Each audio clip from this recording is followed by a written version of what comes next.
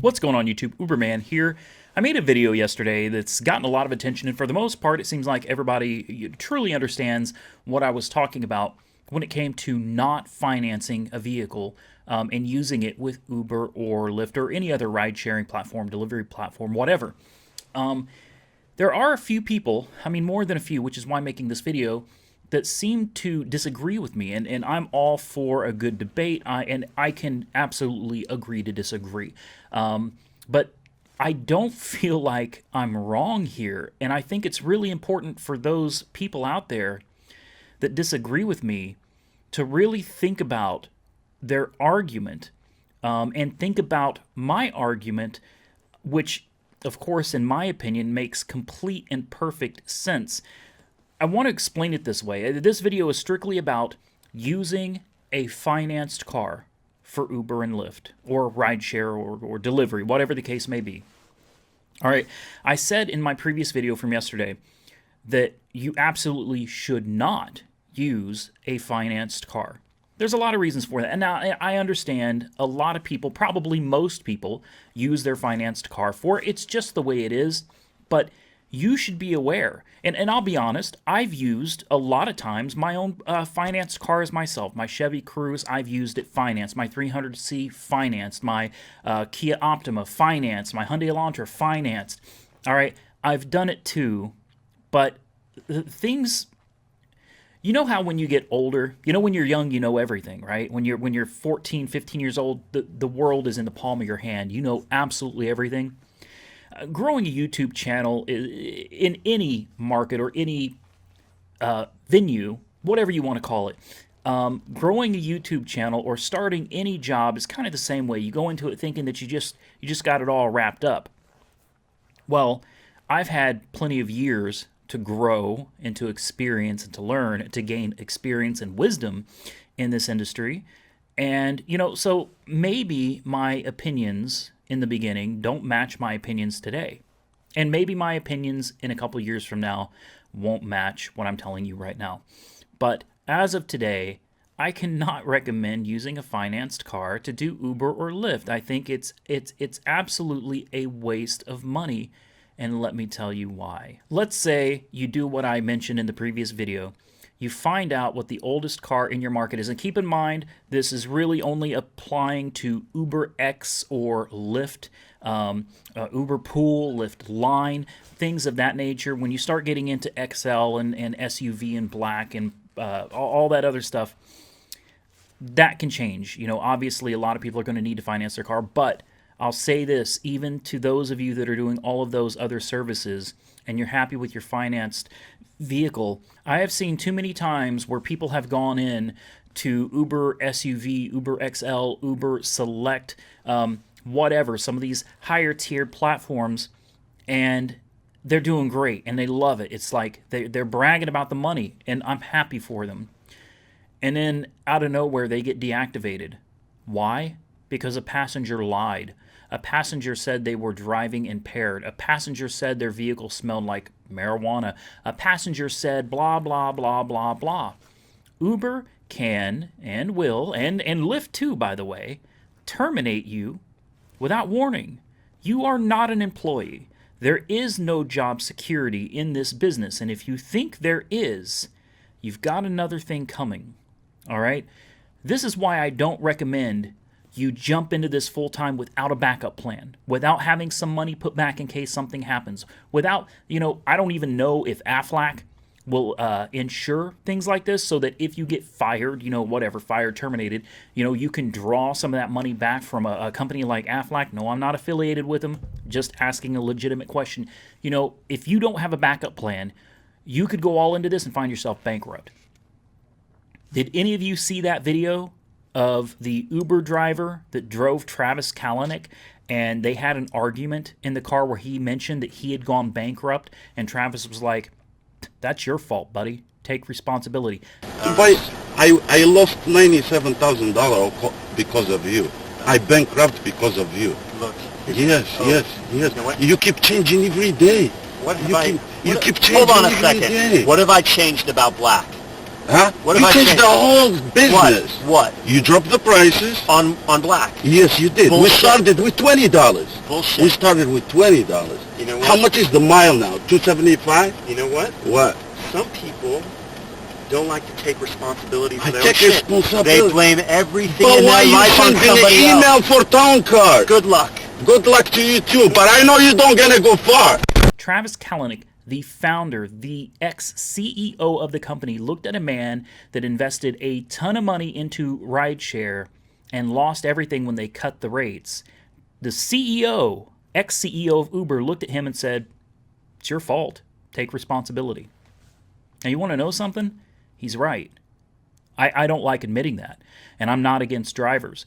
But the fact is, if you jump into an industry that you don't know much about, and you know that there's no job security, if you jump into this knowing full well you can be terminated at any point in time for any reason at all, and you drop $30,000, $40,000 plus dollars into this business venture, and you find yourself out of a job even a year from now, even 2 years from now, what are you going to do? How are you going to pay that car note? How are you going to survive? It's a dangerous game. I highly recommend Uber and Lyft as a side hustle. I recommend it as a part-time gig. I think that's the safest way to do it. Now, with that being said, do I agree with how Travis Kalanick handled the situation? No, absolutely not. That was horrible. Absolutely horrible. He should have never handled things that way. But he does have a point. At the end of the day, drivers jump on ship with Uber and Lyft, and they just assume everything's going to be okay.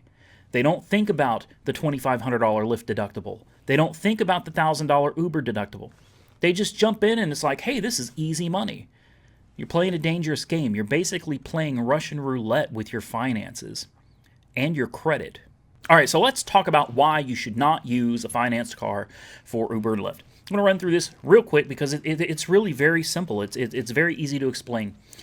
We're going to start with a brand new car. Absolute worst case scenario is you go out and buy a brand spanking new car and you decide to start using it for rideshare, delivery, whatever. At this point, you're going to lose the most money in depreciation because you're racking up miles on a very, very new car.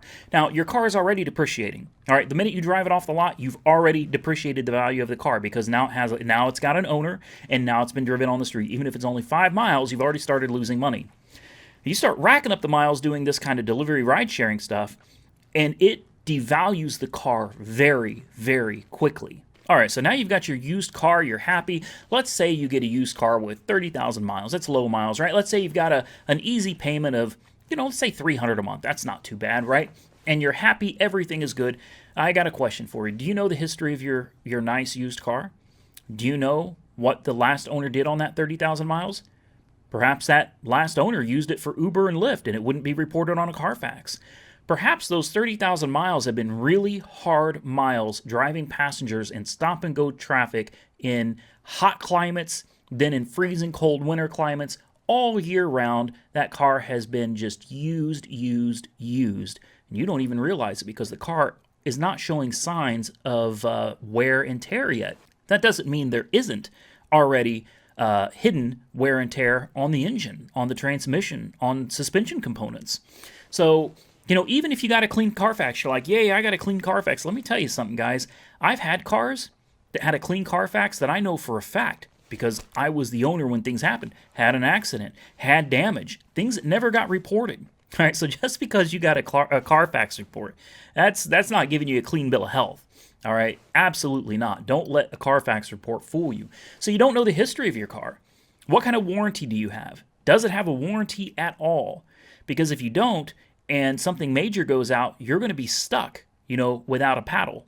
Now, the biggest thing, and this applies to new and used cars, what happens if you are doing this full time, you've invested everything into it, and one day you're terminated? What are you going to do? What's your backup plan? How are you going to pay for that car? Even if you go out to find another job, number one, it's going to take time to find a job. If your car is broke down, how are you going to get there? You're going to have to bus it? How are you going to pay to repair the car? You still have to pay for the car while it's in disrepair. How are you going to get to work? This becomes a really tricky and complicated situation. And let's say you do this part-time, and you're like, hey, it's no problem for me. I do it part-time. Okay, that's great. Part-time is fine. But again, what happens if your car breaks down from wear and tear? What are you going to do about that vehicle? How are you going to get to your regular job? These are things you need to make sure, maybe you need a checklist. Make sure you've got it all figured out. Boom, boom, boom. You've got a backup car. You've got an extra car. You've got whatever. You've got money in the bank in case. What happens if you get in a wreck? Do you have that $2,500 deductible? Do you have that $1,000 deductible? $1,000 for Uber, $2,500 for Lyft? These are things you really need to think about. This is why I say your best bet is a paid-off used car. If Uber allows in your market, hell, do you realize that 2002 Acura 3.2 TL that I bought from the auction for $890, that car is eligible to be on Lyft. I can literally put that car on Lyft. Well, not that car because it's got a rebuilt title. But literally, if that car had a clean title, I could run a 180,000 mile 02 3.2 TL on Lyft. Now, here's the thing. Any car, an 02, 03, 04, you could get these things cheap, guys. Get a cheap EconoBox, dirt cheap. That car is going to drive passengers around, and it's going to make the exact same amount of money for me that your 2017 Toyota Avalon or Ford Fusion or Ford Taurus or Chevy Impala, your $30,000 car is going to bring you the same amount of money my $1,500 car is going to bring me. And you know what? When my car breaks down, and it's almost always inevitable that it's going to happen. Cars break down. I've had new cars in the shop because something was wrong with them. When my car breaks down, I can hit up the junkyard. I can get an engine for $400, maybe $5, probably locally, and have it delivered to me. When your car breaks down, well, you're going to be looking at a $4,000 transmission or $6,000 engine. So that's my argument to the few people that disagreed with me and said that it's better to use a financed car or it's better to use a new car than it is to use a older vehicle that's paid off for Uber and Lyft. An older car is already devalued. You get an 02, 03, 04, whatever the case may be, how much are you really going to lose on that? 100,000 miles, 150,000 miles, 200,000 miles. How much are you going to lose? Let's say you even go out and you buy an 04 Dodge Stratus. By the way, I did this. I bought an 04 or 06 Dodge Stratus, and it had like 280,000 miles on it. I drove that car all over Indianapolis, and that car paid me exactly the same as the people that were driving around in their brand new fancy cars. I got paid the same rate they did. Who's the smart one there? The person losing all that money on their vehicle from driving and the mileage? Or the person that's got the cheapest car that you can put on the platform making the best of it? And at the end of the day, when I was done using that car for Uber, I flipped it. I sold it for more than I paid for it. And that's the last point to this video. If you are driving a new car or a used car that you're making payments on, and you go out and you rack up 15, 25, 35, 40,000 miles on one of these, and you decide it's time to sell it, how much money are you losing on that car? And did the profits meaning after expenses, after all is said and done, actual money in your pocket, did your car devalue past the point of you making any money? Or did you basically use your car to finance your paycheck? I know that's backwards, right? Your car financing your paycheck instead of your paycheck financing your car. I meant it exactly how I said it because that's how it works. If you lost more money on your car than you made in profit after all was said and done with Uber and Lyft, your car literally financed your paycheck. You did it backwards. If you lose money on your car after profits, you did it wrong. You take that old car, you turn around and resell it for anywhere near what you paid for it, it's all profit. Everything you made is all profit. You still get the same mileage deduction, and you don't lose nearly the depreciation on a new car. I hope this video helps to clarify my point. I hope you really understand what you're getting into. I'm not trying to deter you from driving for Uber or Lyft, but I think it is imperative that you understand what you're doing and what you're getting into, and that you're prepared for the possibility of being deactivated with absolutely no notice and no recourse. Until next time, like, comment, subscribe, stay safe out there. Uber and Lyft on.